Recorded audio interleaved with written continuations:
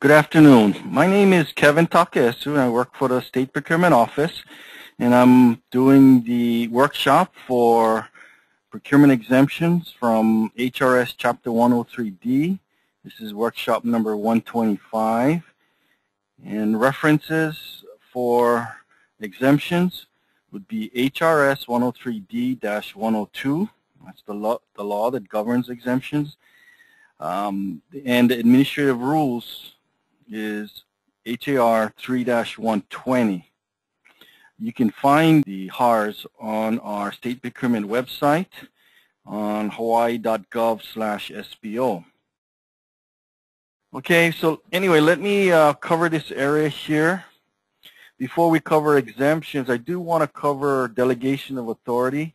We do cover this in every workshop, but it is very important. For the executive branch, pursuant to the procurement delegation 2010-01, this delegation is allowing the chief procurement officer to further delegate authority to designated procurement officers and to further delegate to personnel such as you. So there is an update on this delegation. It's procurement delegation 2010-02. and referring specifically to the procurement officers. Anyway, you can see on the, as far as pertaining to procurement exemption, that's covered on page 2, paragraph 2, for requests for procurement exemptions via SPO Form 07. And this workshop is a good deal, or part of it has to do with the submittal of the SPO Form 7.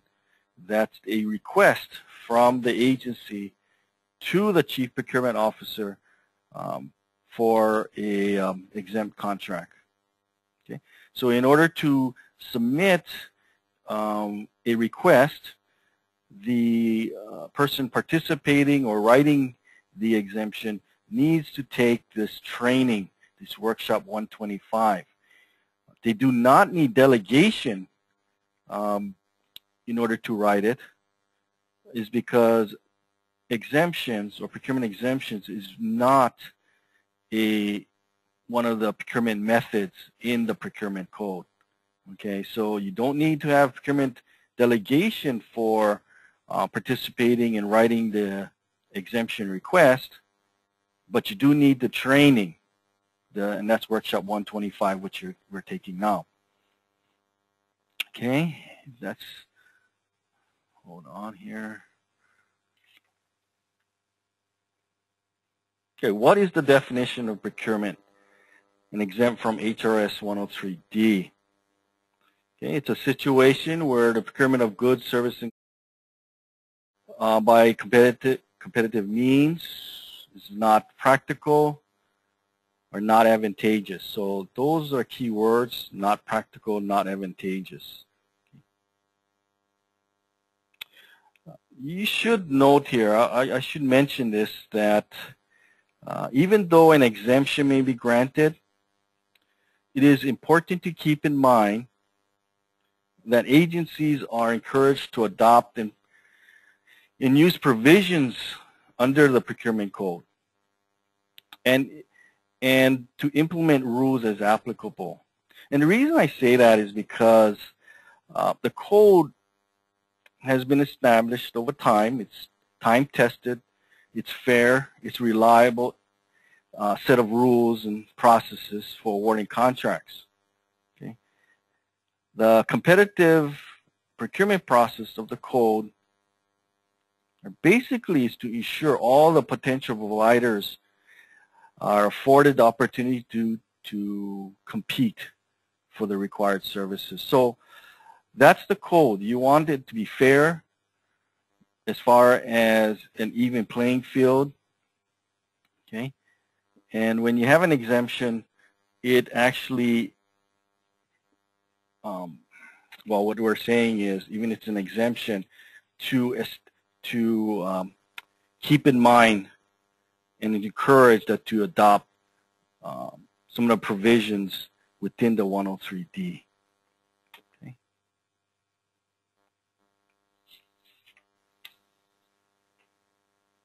Okay, where are procurement exemptions? Procurements exempt from Chapter 103D? Where are they currently listed?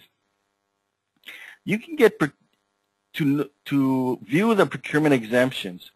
You can obtain them in 3 ways. Okay, you can get it by statute, which is covered under 103D-102, by rules, which is the HARS, under 3-120, and by the Chief Procurement Officer, which is allowed under the statute, which is 103D-102, subparagraph L. Okay. But for the first bullet, under HRS section 103D-102, it can be broken down into approximately 26 exemptions. Okay. I'll mention each exemption, but I will not go in great detail in it, because if it applies to you, you could do research and find out more about that exemption, or you can give me a call if you have questions on it. But under 102, the exemptions are broken down primarily in these categories. 1, where the government, it's for disbursement of government funds. Okay.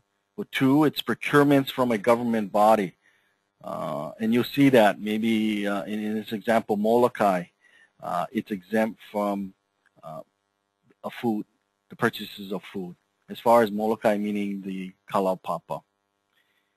3 would be the exemption by law or by statute. Okay. As far as the second bullet point, you find that in Chapter 3-120, Exhibit A. Okay. Now, this is a list of exemptions that the Procurement Policy Board has established, and some of these exemptions listed under 3-120 have been amended from actually some of those exemptions listed in 103D-102, and to give more clarity and flexibility. You'll see that in the upcoming slides, because I will underline the additional words that it's used, and again, that is to provide more clarity and flexibility. Now, the third bullet, pursuant to HRS 103D-102B, for L, it gives the Procurement Policy Board and the Chief Procurement Officer the authority to approve exemptions that lends itself as not practical or not advantageous to compete out. So that's the third way, and that is where the Chief Procurement Officer, through the SBO Form 7, okay, that's the form to use for the executive branch to submit to the administrator here at the State Procurement Office, and the staff here would review it for approval. Okay. These are the upcoming, 26 or so exemptions is covered under the 103D-102. Okay. The first one here is grants as defined in 42F. Yeah, that's the awarding of the state funds by legislature. And it's an appropriation to a specified recipient. Okay, that's the key there. The leg has appropriated the funds, and they have specified, they have designated already the recipient or the company that will provide the services, for the department or the community. Okay. Number 2 is making payments to the public officers and employees, salaries, benefits, professional fees, and reimbursements. Therefore, as I mentioned earlier, both 1 and 2 bullets would be considered as the disbursement of government funding. Okay.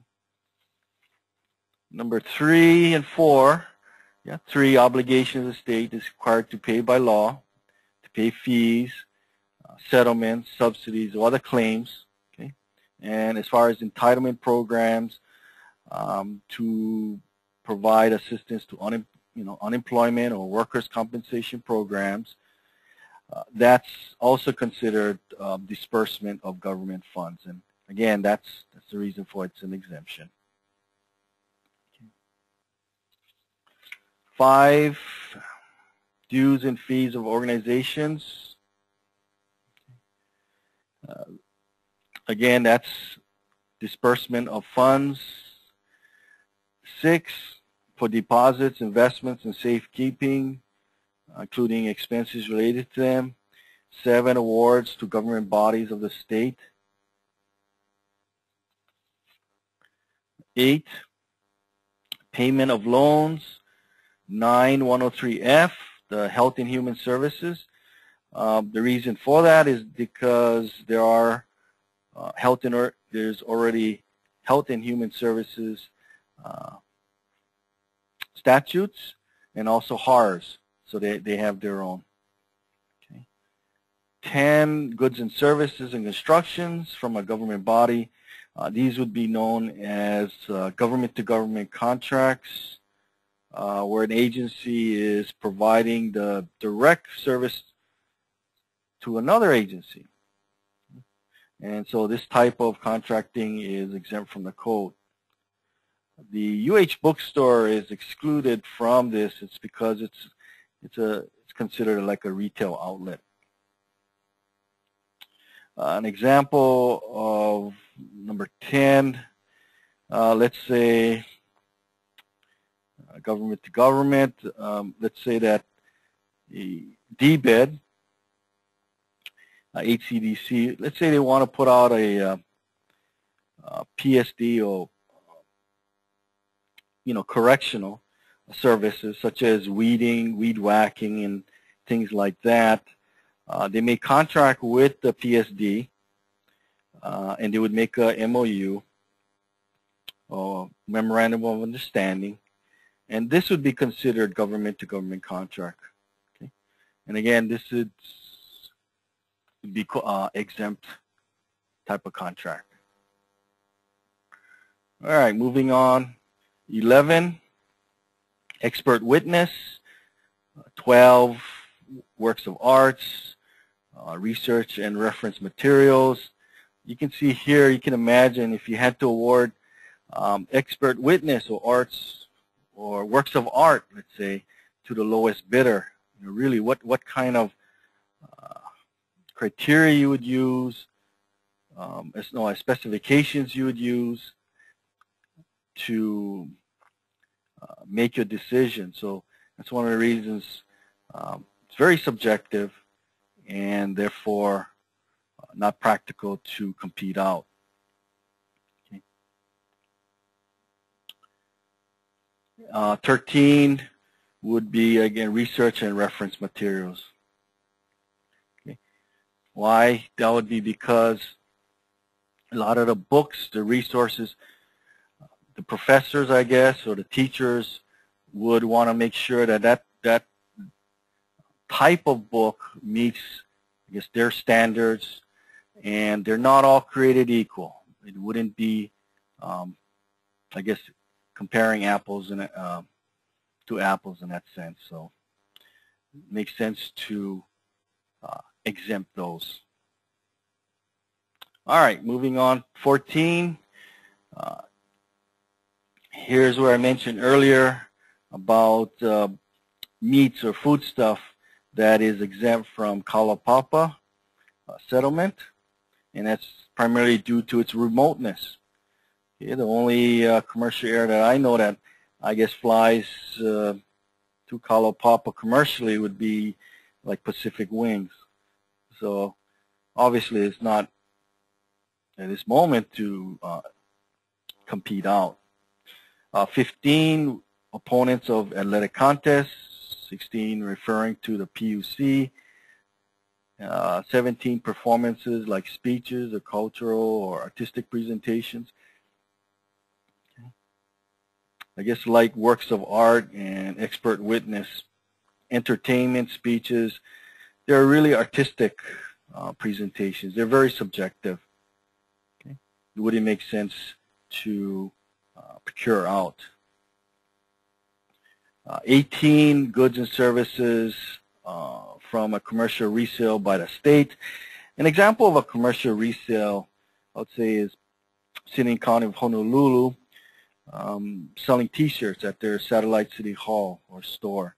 And I'm not sure if they still do that. They used to. And that's an example of commercial resale. 19, for the various services listed for issuance and sale of the state and county bonds. 20, contracting with attorneys on the matters arising under laws of another state or foreign country. So if you look at 20, it is conditioned though, because it is to provide legal services arising, well, from on matters arising under another state's laws or foreign country. Yeah, so it's rule specific in that sense, because procuring an attorney or, an attorney or special counsel, you can use professional services method, and you can also use the request for proposal method. Okay. But this one is rule specific, and that's the reason why it's exempt. 21, financial agreements under Chapter 37D. If you look at 37D for financial agreements, it means any lease purchase agreement, installments, sale agreement, loan agreement, or line of credit, or acquisition of real or personal property that is or will be owned by the state departments. Okay, so that's an exempt contract would be under 37D. 22 would be the trade agreements under the Uruguay Round General Agreement on Tariffs and Trade. Okay, this agreement led to the creation of the World Trade Organization, the WTO. Basically, this organization is responsible for monitoring national trade policies, handling trade disputes, and enforcing the GATT agreements, which are designed to reduce barriers or tariffs to international trade. Okay. If you have further questions, I do have a binder. Hawaii has been a part of the World Trade Organization for quite some time, I believe since 1987. And so if you have questions, you may call me on that. Okay, here we are at the second place you could find exemptions from the procurement code, and that is under HARS 3-120. Okay. So the next several slides I will be covering the exemptions found under Exhibit A. Okay. If you remember earlier, I mentioned exemptions determined by the Procurement Policy Board is the second way of obtaining procurement exemptions. Okay. The first bullet here, the Procurement Policy Board has authority to create a list of exemptions of services and goods that are available by multiple vendors, and they have made or they deemed it as not practical or not advantageous to compete out. Okay. The second bullet explains that the list can be amended on an annual basis. The question of how to get more exemptions added to the list, or actually some taken away, then the agency needs to write to the procurement policy board and have the item reviewed by the board. Once that's done, the state procurement office would in turn research the request. We would look at the validity of the exemption and its systemic use statewide. Okay. What I mean by systemic use is how many different agencies would benefit or would utilize that exemption. Yeah, not just from one agency or department. Okay. Also, if the exemption is mainly for the just the requesting agency. Okay. If that is the case, it would probably not. We would recommend not approval. Okay. Because if it is where it's just due to the requesting agency,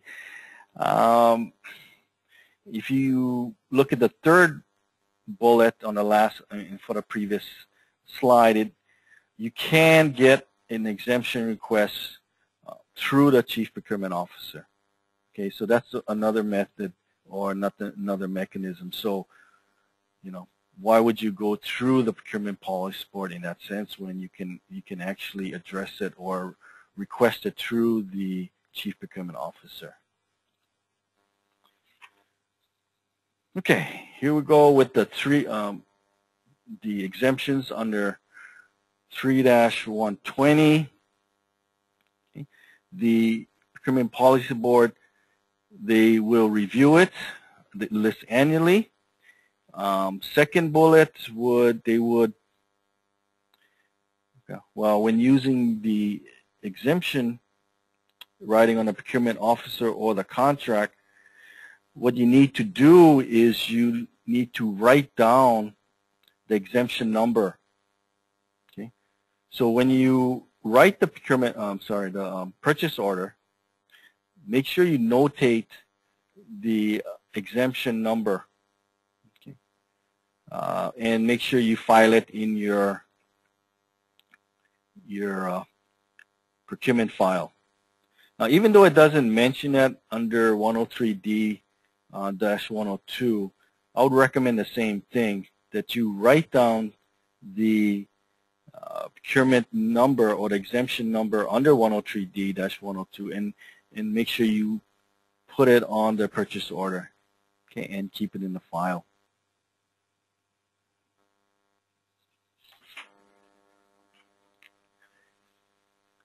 Okay, what kinds of procurement exemptions are listed on Exhibit A? Okay, number one, research and reference. Education materials. Well, rather than reading all that, those underlining words there is actually added in from the exemption that was covered in 103D-102. And again, that was to add some clarity, some flexibility.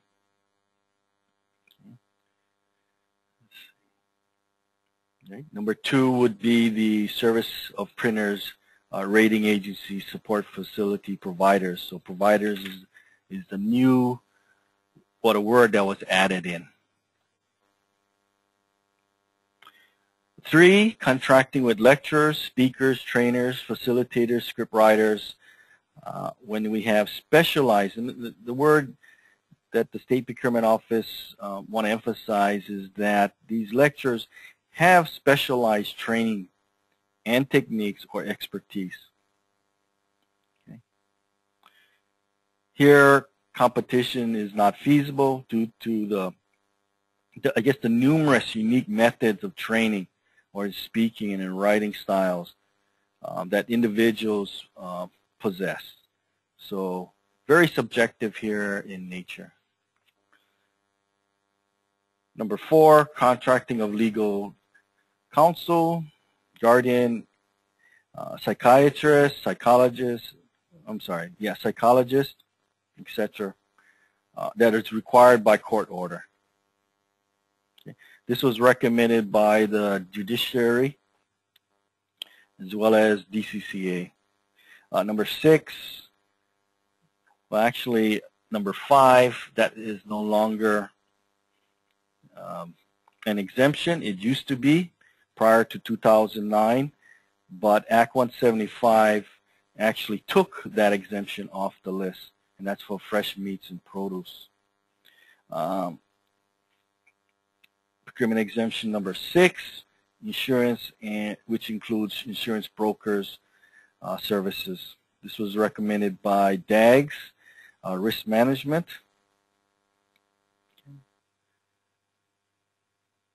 Number, again, 7, animals and plants. That was taken off from the list from Act 175. That removed it. Number 8 would be new and used items, which are advantageous and available in short notice, either through an auction, bankruptcy, or foreclosure. 9, food and fodder. What fodder is actually feed for animals. 10, the facility costs for conferences, meetings, and training sessions. Because many of the hotels or meeting halls may require a user agency to use their audiovisual setup, or they may require them to use the stages, or the electric wiring be done by that contractor. So that's the reason for this exemption. 11, advertisement in special publications, such as ethnic or foreign language, trade or professional publications. Okay. 12, arbitrators and mediator services. 13, interpreter services. This exemption for interpreter services was requested by the University of Hawaii and Department of Human Services, where hiring was for hiring sign language and for oral interpreter services of non-English speaking persons. Okay. 14, procurement of repair services where dismantling is necessary in order to get to the root of the problem, where they could find out what actually is causing the problem, and they only need to do that, they need to dismantle it. I get calls periodically, what is that, can you explain that?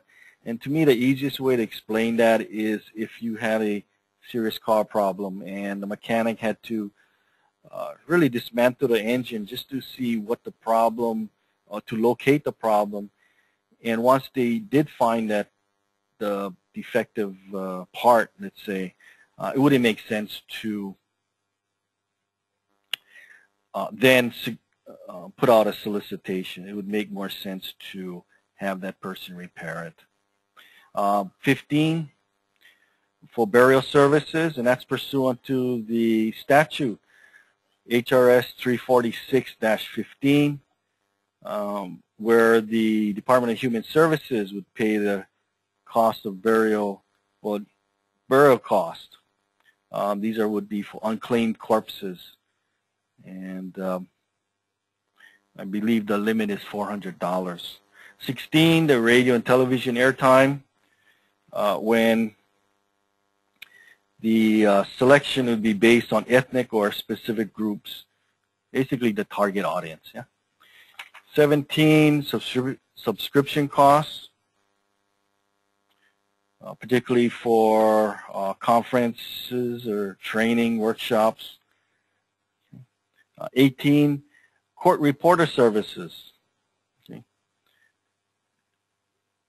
And that's it as far as the second star, as far as the exemptions from 103D for the HARS of 3-120 Exhibit A. Okay. So let me move on here. Now we come to the third star, and that's the third way of a contract being exempted. And if you read the screen, that in order to be approved, for the executive branch, you would have to submit the SBO Form 7, which would be found on our state procurement website, and where each of the chief procurement officers, depending on the jurisdiction you have that they're in, would approve the procurement exemptions. And for the executive branch, it would be the state procurement office that you would submit the SBO Form 7. Okay, when is the chief procurement officer approval exemption from HRS 103D necessary? Okay. If it is not covered under 103D-102 or 3-120, then the agency needs to request the exemption to the CPO, and he or she will determine if the request is justified. Again, the key words here is practical or not advantageous. Yeah, not practical, not advantageous, as we define in slide 2. But later in the slides are examples of procurement exemptions. Okay? And there are instances when the chief procurement officer may choose not to, or may choose no action required rather than approval or disapproval. And one of the reasons why no action required would be indicated is because it may have fall, or the request may fall in either under the list from 103D-102, or it may be one of the listed at the 3-120 Exhibit A. Yeah, so it may be already in there, and so there's no need for have it being submitted to the state procurement office, and therefore the no action required may be marked on the request.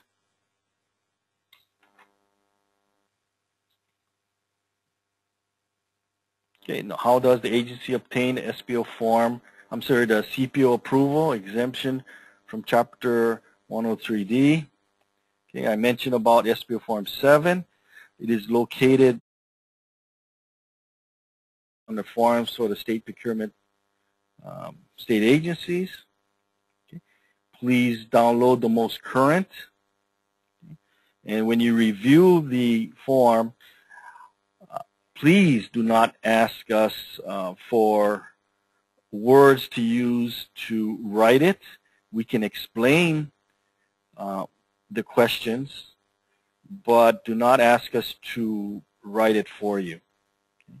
So we cannot give you the words to use, but we can advise you, what do we look for, okay? Now, if the space provided on the form is insufficient for explanation, for full explanation, please submit attachments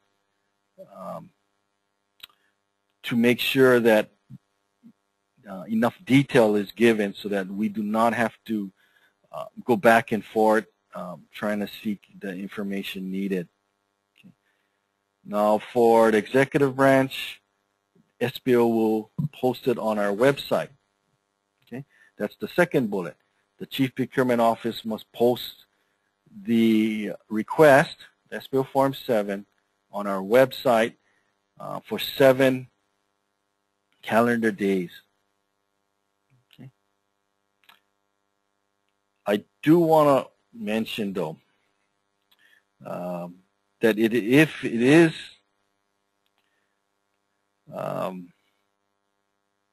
awarded, please make sure you post it. You post the award. Okay.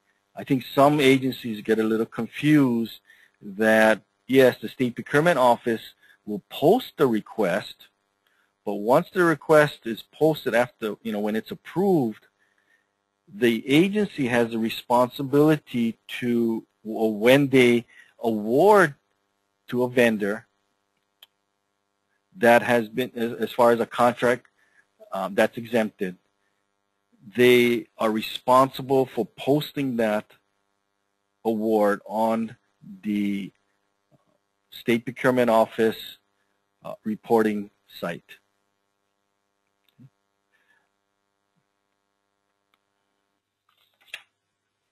Continuing on with the SPO Form 7. Okay. These bullets are covered in 3-120-4 of the HARs and also 3-120-5 in the HAR. Okay. For transparency purposes, the public, they can review the request, they can object to the request, but they need to write their objection for that exemption within 7 days of the State Procurement Office posting it. Okay, so once we post it, the State Procurement Office, the public can object, but they need to do it within 7 days. Okay? And the Chief Procurement Officer can take those objections into consideration whether to grant approval. Now, if it's lacking justification, then the CPO can disapprove the request. He doesn't have to wait, or she doesn't have to wait for the 7 days to disapprove. Okay, not like the approval; they would wait 7 days. Okay, now these exemptions are not taken lightly. Because of transparency and posting on the website, and the public can see exactly what the exemption is about, and knowing that exemptions basically is restricting competition, right? Because you're not putting out a bid or a small purchase or an RFP or professional services. It's being exempted where the agency have designated a vendor to provide the services. Okay, so therefore SPO takes a real hard look at these requests very seriously, and so the agency needs to supply detailed information and data that supports an exemption. Okay. Can I be more clear than that? Because if you think that, take a chance, why just submit it, you never know what you may get. Well, I tell you, there's a lot of work that would be involved in justifying it.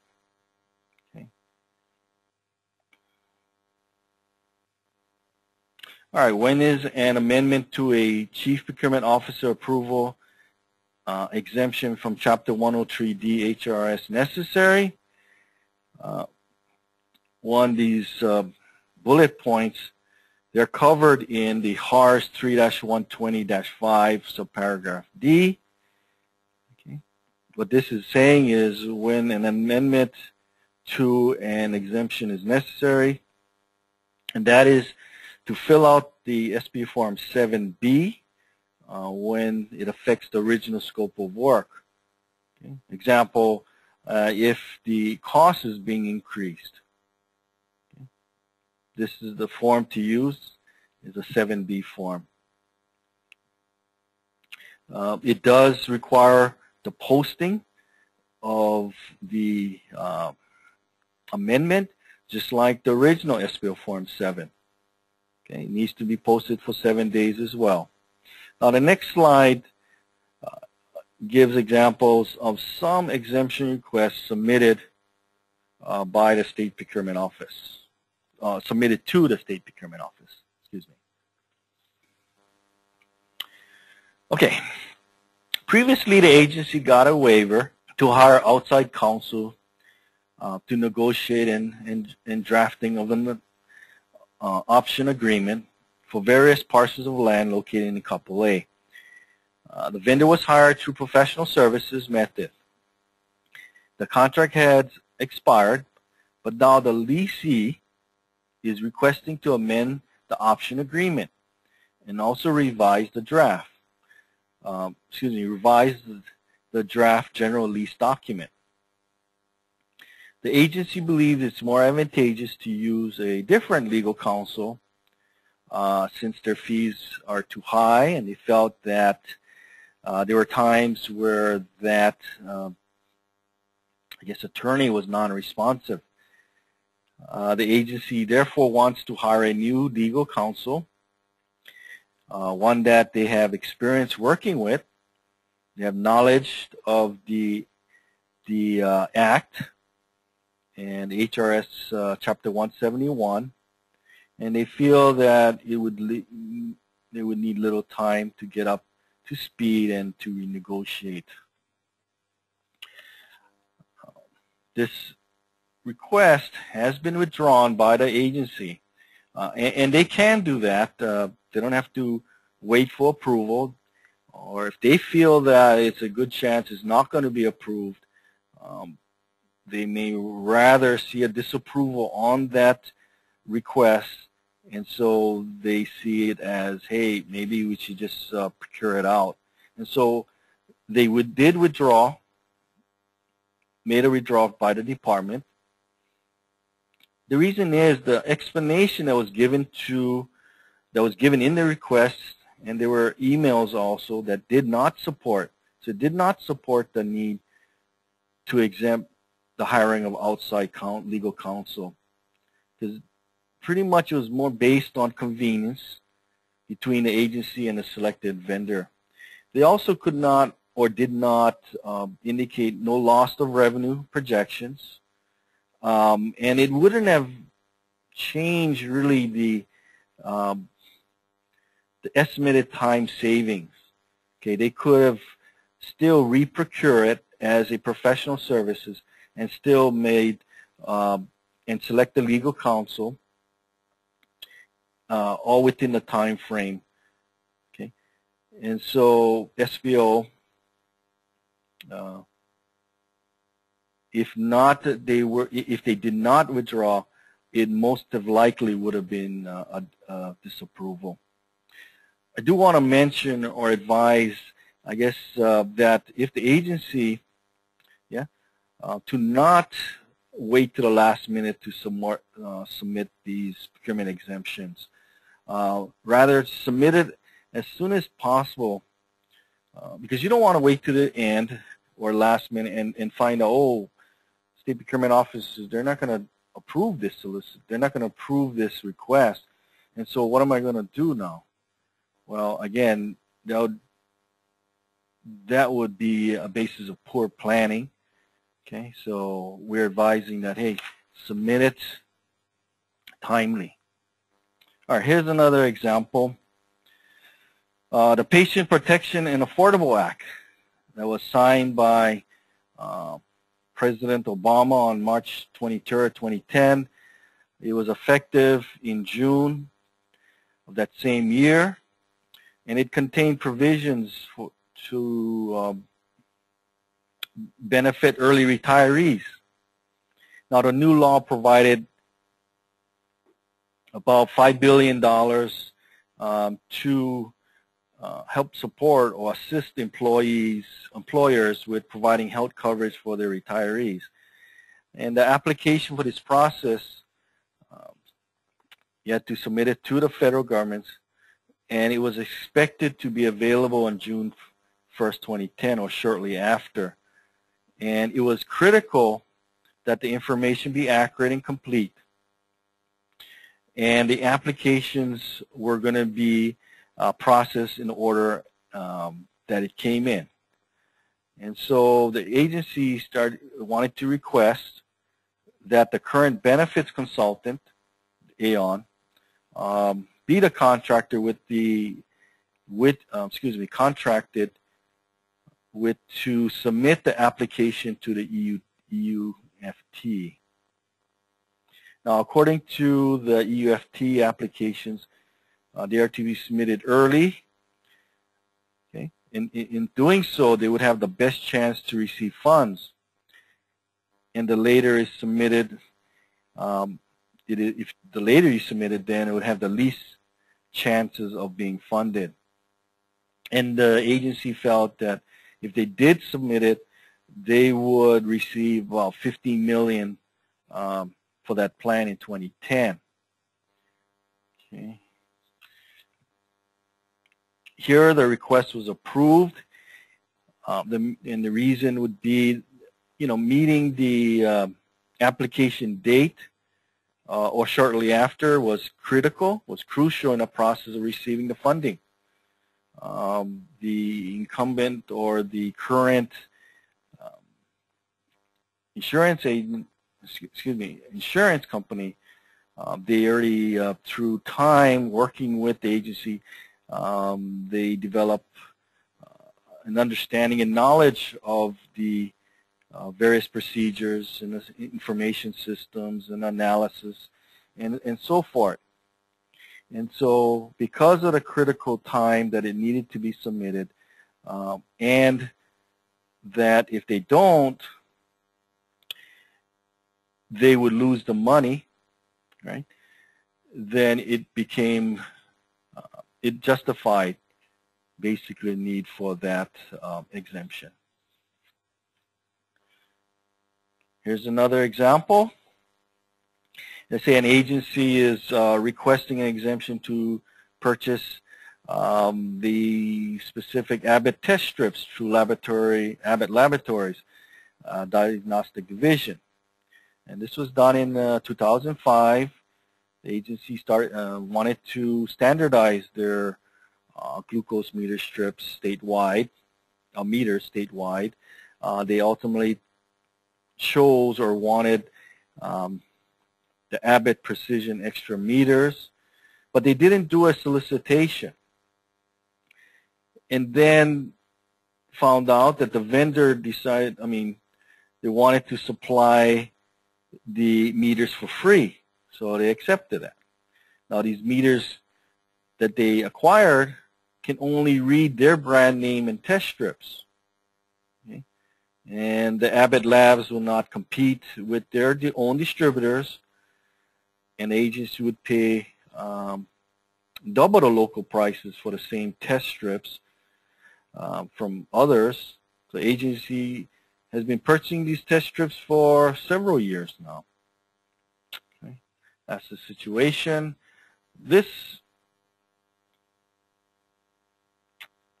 request was disapproved because the purchasing test strips were not done under competitive process. They made the decision that that's what they wanted, but they just chose that vendor. Yes, it was given for free, okay? But through the agreement with the agency staff, applying it for free, that's like a realization as far as the meters. Okay?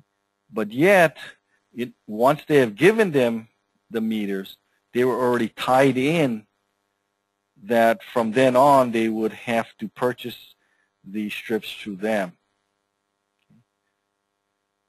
Anyway, getting equipment as realizations is covered under 103D-102, where we see realizations as if a company, if the State Department's benefit either tangibly from them, that equipment, and if the vendor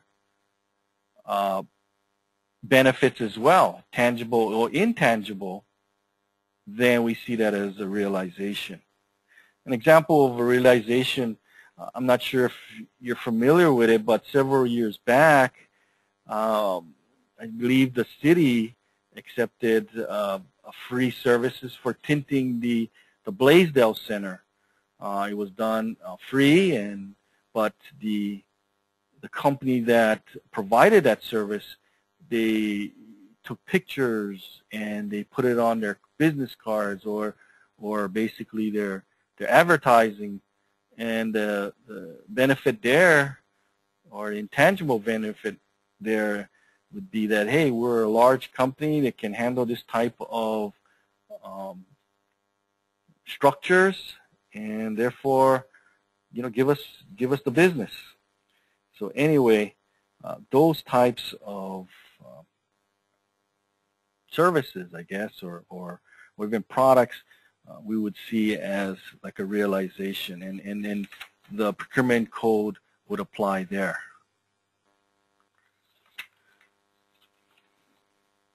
Here's an example of a landscape maintenance request came in, and here specifically on cutting the grass at the Kaka'ako Waterfront Park. Here in other parks as well. The agency was notified a contractor that they filed for bankruptcy. It lost the landscaper contractor's license and no longer maintained a liability insurance. Therefore, the agency needed to cancel or terminate the contract. What they did was they also requested from other agencies that if they could assist in maintaining the schedule, and I guess they contacted the DAG Central Services as well, and the end result is no one could assist, and therefore to avoid increase in, I guess, the insects or vector infestation that exists, that if you don't cut the grass within so many days, they get really tall. So anyway, they came in with a request for exemption, and they did get 8 contractors that were contacted, and they submitted some quotes, and they wanted to request for $61,000. The request was approved until a new contract could be started. I believe, yeah, in fact, this was tied into other contracts like trash pickup, trash trimming, tree trimming, which they did all separately. And so I just advised them, you know, if the contract had this scope, then there's no need to separate it out.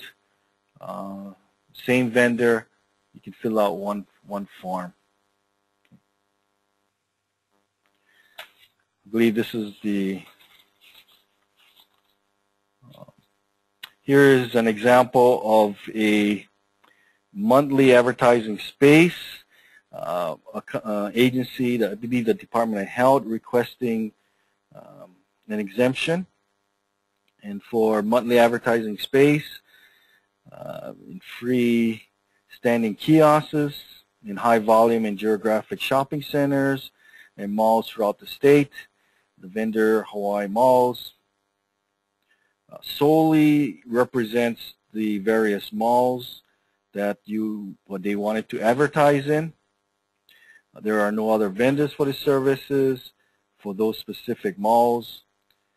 The program manager investigated the various sites in effectiveness in reaching the largest number of target customers and to negotiate directly with the vendor.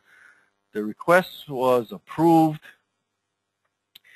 Since the department has determined that the audience can be best reached by these posters being advertised in these various kiosks.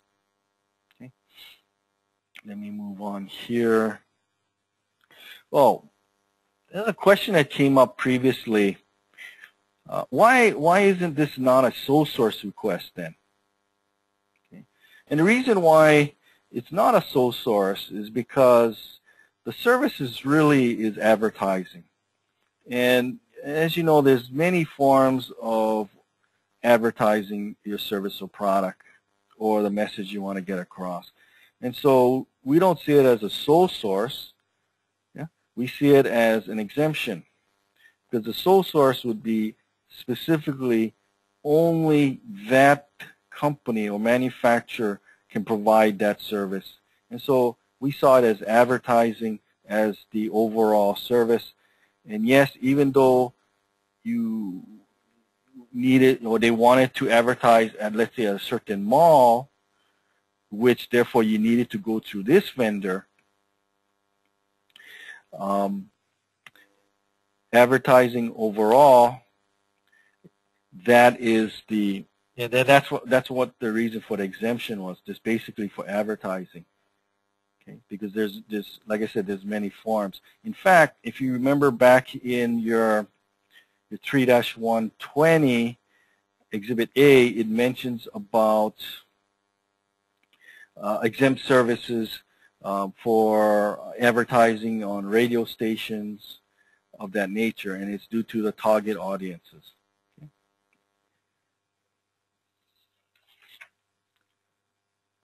Okay. I believe this is the last of the example.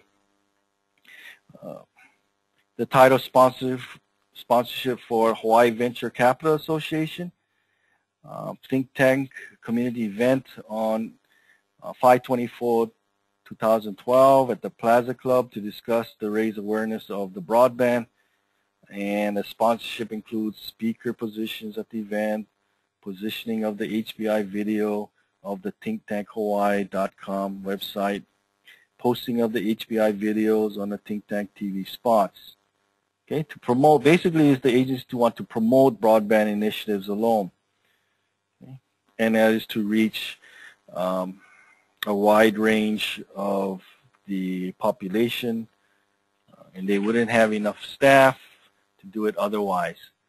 And so the request was approved.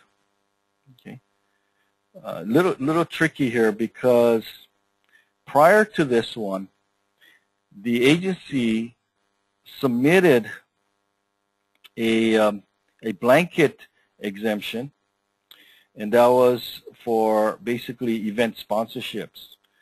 And the State Procurement Office pointed out that, hey, sponsorships, there's maybe many companies out there qualified that want to do sponsorships, that they could provide services to the agencies as sponsorship, like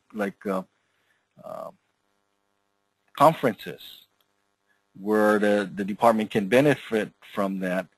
And so we told them, hey, why don't you create a hybrid type of RFP between like an RFP where they would advertise what their missions are, and that companies out there that could provide those type of services for that mission, that they would apply for those sponsorships. Okay, and that is to be done earlier throughout the actually before the fiscal year starts. It's kind of like the professional services, where they would put out a notice. And so that was worked on, and that was eventually approved. Okay, but this one that came in, the one example that you see here, actually came in after they were creating the RFP. And so because it fell in between the cracks, we approved it, okay, because it really, there was no time to wait on that. Okay. All right, let me move on here. Okay, how is procurement transparency achieved in this process? Now, the SPO Form 7 and the 7Bs are posted, and that's transparency on the State Procurement public website. And the documents submitted shall be kept in a respective exemption file, and it will be public information after the Chief Procurement Act, the CPO action, either approve or disapprove, unless it's not allowed under Chapter 92F. Okay, so what must be posted then? Okay, and I mentioned earlier about awards. Yeah, just because you have the exemption request approved and posted, the agencies are responsible for posting the awards. And here you can see the chart where for exempt contracts, under 103D if the contract is worth $2,500 and more. Okay, so that's what you need to do. You need to post that. Okay, the next couple of slides will show this. I do want to advise you that to also review the procurement circular number 2010-01, and that is regarding posting procurement awards, or we call it PANs. And for those of you who are posting, to take the State Procurement Office workshop for PANs. I believe that's workshop 140. This is the website that you can view other exemption awards. Okay, that's the one, that arrow on the top. You can also view the exemptions that your office has submitted, and to see what the status is.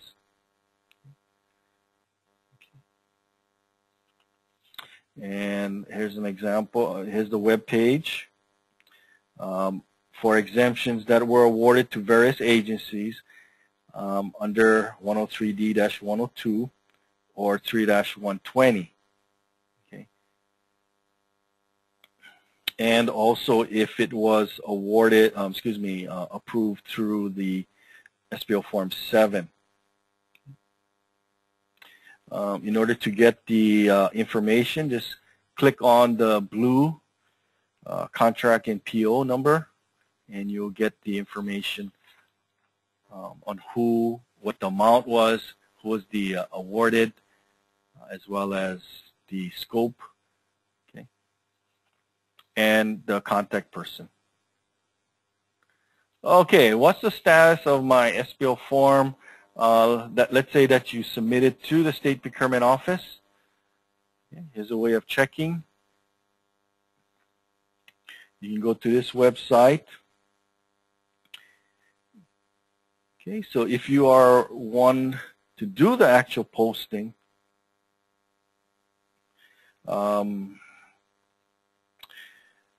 or is a backup to do the posting, and you have the responsibility, you should again take that workshop 140. I would like to remind you that if you do not post, as I mentioned earlier, that it is a violation. And we do check, though. You know, when the exemptions come into our office, or a sole source comes to our office, or the procurement violations, let's say it originated from another contract, we do check to see if it's posted, and we do ask that the agency post those, even though it's beyond the 7 days. Yeah, we ask them to post it because we want to make sure it's transparent to the public. Okay,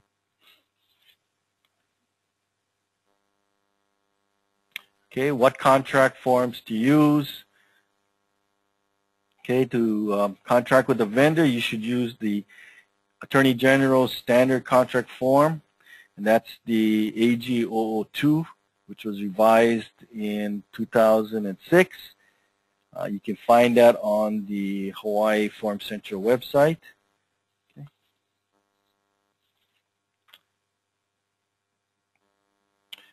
Where you can submit the form. And again, that is to State Procurement Office, and this is for the executive branch. You can submit it. You can submit it through email form. Okay.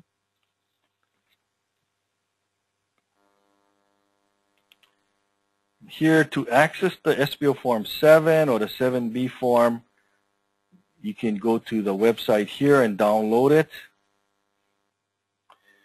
All right, here's a request for an exemption. Okay, please use the most recent form or revised form. If not, it may be returned by our office. Okay. But what we do ask when we review these, we ask ourselves, now, did the agency have sufficient time to put out a competition or bid? Okay, did they wait to the last minute, let's say? Okay, was work done so far And did the agency do its homework or research to find out if there are other vendors that can provide similar work? Okay, so we'll ask for documentation. We'll ask for questions. And unless there is, let's say, irrefutable reasons for this exemption, why would it not be advised or practical to open it up for competition? Again, if time is not a constraining factor for the funding. Yeah? And also make sure you explain in detail the justification.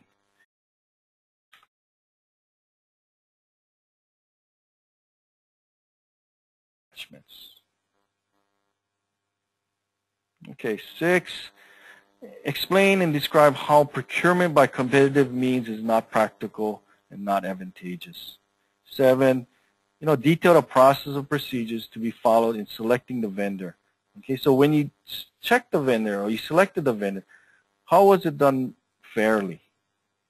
Okay, why are they most qualified? Okay, that again stems back from the justification, how you selected them, how they're most qualified.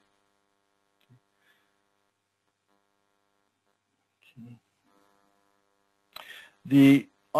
If you look on the bottom of the procurement exemption, you'll see a number. It says procurement exemption 12-0109. That's the number that the State Procurement Office assigns to it. So whenever we refer to this procurement exemption, it is by that number. So when we contact the person, the agency's contact person, we refer to this number. Okay? If you want to find out who it was assigned to, you can call our office because you may want to know the information on when it's going to be approved or who's looking at it. That's the number that our office will give you. Okay. Please also fill out the form completely. Make sure that the contact person has taken the training class and they are well informed about the request. Okay. And also read the CPO comments.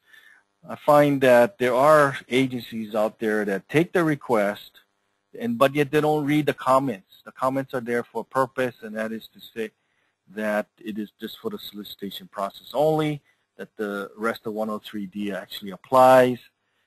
They need to be HC compliant in that sense, and who to contact. Here's the SPO Form 7B, and that is to amend the original procurement exemption, and it's pursuant to 3-120, and that is when you're amending the original SOW or statement of work. And these boxes 1, 2, 3, they're pretty self-explanatory. Yeah, you can see that there. And this is the back portion of the SPO Form 7B. Here's the web page that you can find information on procurement exemptions. You just click on Goods, Service, and Construction, okay, and you'll find exemptions. And you can click on that, and you'll come to this page. Anyway, close to finishing up here. This is just a summary of, like a flow chart of the exemption process. So you can see on the top 3, you can get exemption either through 103D-102 or the HARS 3-120-4, Exhibit A. If it's listed in those, you do not need to submit it to the State Procurement Office. Okay, you can note it on your purchase order, the exemption numbers. But if it's not listed there, you can request for a CPO review. It would come to executive branch. It would come to the State Procurement Office. Moving down to the yellow mark, If you submit the request, it'll be the SBO Form 7. It will be posted for 7 days before, if it's for 7 days. If the action of the CPO is to approve, he'll wait to 7 days. He or she will wait. And if it's not going to be approved, the CPO does not have to wait. Okay. If it is approved, then the agency can issue a contract, purchase order. If it isn't approved, then the agency needs to procure it in the methods designated in the, as methods outlined in the procurement code. Okay, that concludes it, and thank you very much for attending.